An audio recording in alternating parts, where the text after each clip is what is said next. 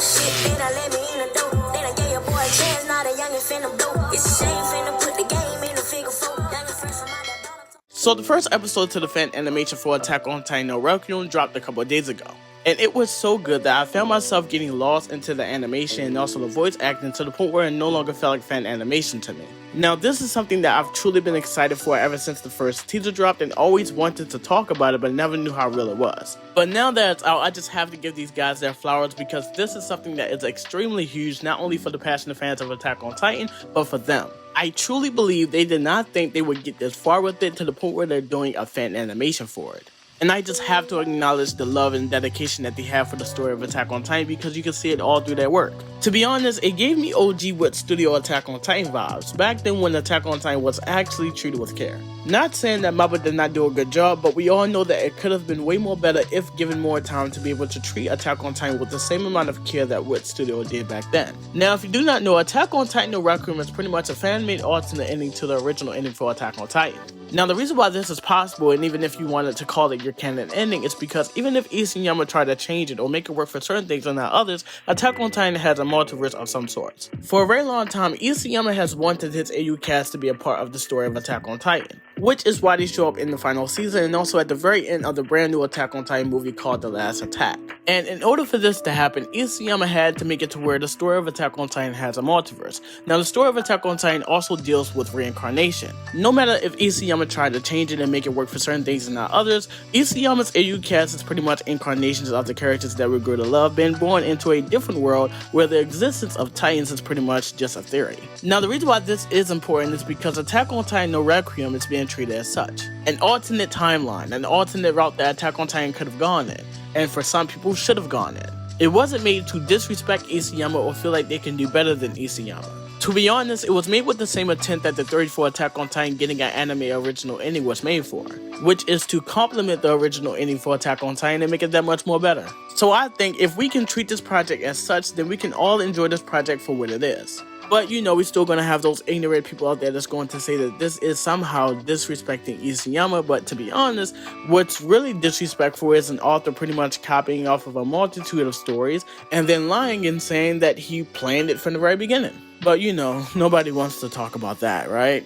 Now, I thought that this fan animation was going to be a little bit more longer than what it was because of how long it's been since the very first announcement, which was 3 years ago. Ironically, that's one of Isayama's favorite numbers to use for Attack on Titan. But to make up for how long this episode is, they put a lot of detail into this first episode and also a lot of things into perspective, which is something that I truly appreciate. I believe this is what they wanted to do with the first chapter for Attack on Titan Requiem, and it's clear as day that they took advantage of this fan animation to do so. Now, this first episode is obviously adapting the first chapter for Attack on Titan Requiem, which I believe is a retelling of chapter 131 and also chapter 137, if I remember correctly. So the episode starts off with us seeing Kid Eren waking up under his tree, and instead of it being Mikasa that's waiting for him, it's adult Eren. Adult Eren ends up sharing his memories with his kid self, setting him up to eventually be able to see his own future by looking through Grisha's past memories when he kissed Astoria's hand. After that, we end up hearing one of the best moments of all of Attack on Titan, which is Eren manipulating his own father into killing the entire Reese family, leaving only Reese alive. This very moment revealed so much. It showed us that Eren is and has been in control of his own fate.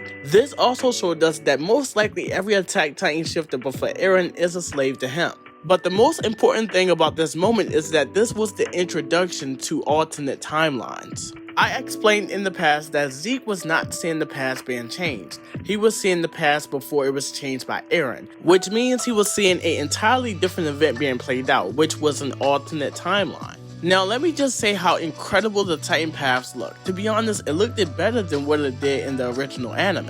And I love how lifelike the Titan paths tree looked. Going into this, my expectations was low, and they went way beyond that. Then we end up being able to see some good use of symbolism.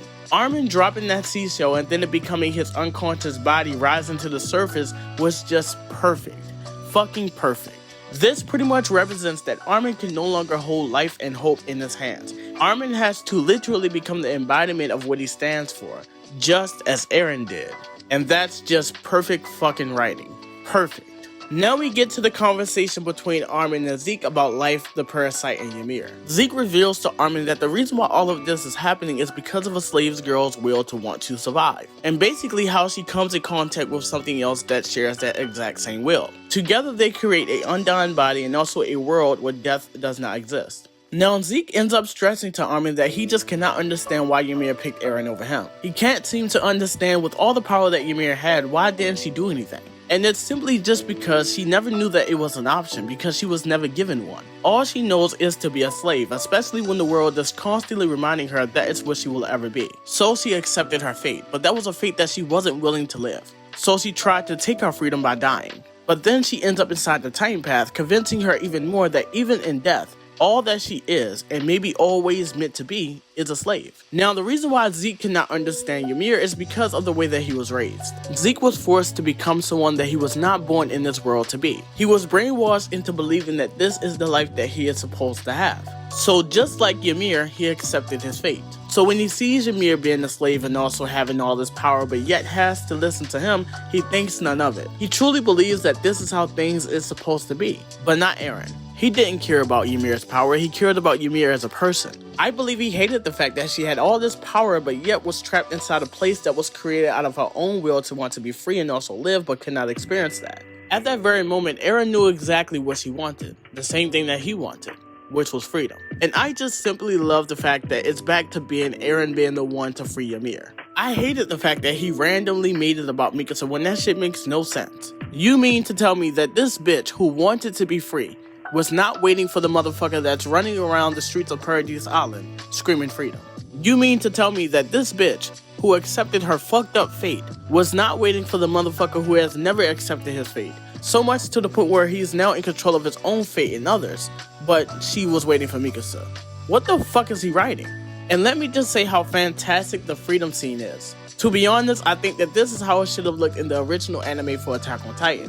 And I love how this is a perfect parallel to the time the scouts made it to the ocean. Eren, who is looking far beyond this newfound freedom that they achieved. While on the other hand, Kid Eren, who is representing Armin, is enjoying every second of this moment, until he's brought back to reality once he learns that they're not free yet. Then we get to my favorite moment in the entire fan animation, which is Eren explaining with the joint powers of the Founding and Attack Titan, he was able to see the many possibilities that the story of Attack on Titan could have gone in. He's seen events that can be changed and events that's inevitable. This shows us that Eren is actively trying to find a different path, a different option. Eren then ends up explaining that he learned to focus on what he wanted to see, and he's seen peace, but an endless amount of devastation over and over and over again. I believe that he's referring to the original ending for Attack on Titan, where there was temporary peace, but a new cycle of hatred was created. This convinces Eren that he has no other choice, he must be the one to end it. And in order to do so, Eren realizes that he has to make sacrifices. Sacrifices that these alternate timelines have prepared him for. Now, I gotta say that I had chills watching Eren walk through the events of the story of Attack on Titan. I kinda wish that they would have had him walking through Paradise Island being destroyed, which would have made his motivations for wanting to go 100% that much more impactful. But I loved everything about this. Everything from the animation to the voice acting and soundtrack.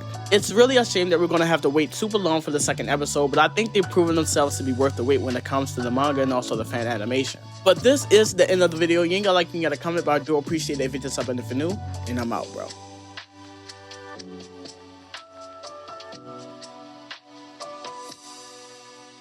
Hey, so what if the niggas paid more? I knew my time was coming, had to wait for it. So every night a nigga pray for it. Ain't no going back, the only way is for. See, some people they weren't made for. They rolling fit my real like it was made for. And they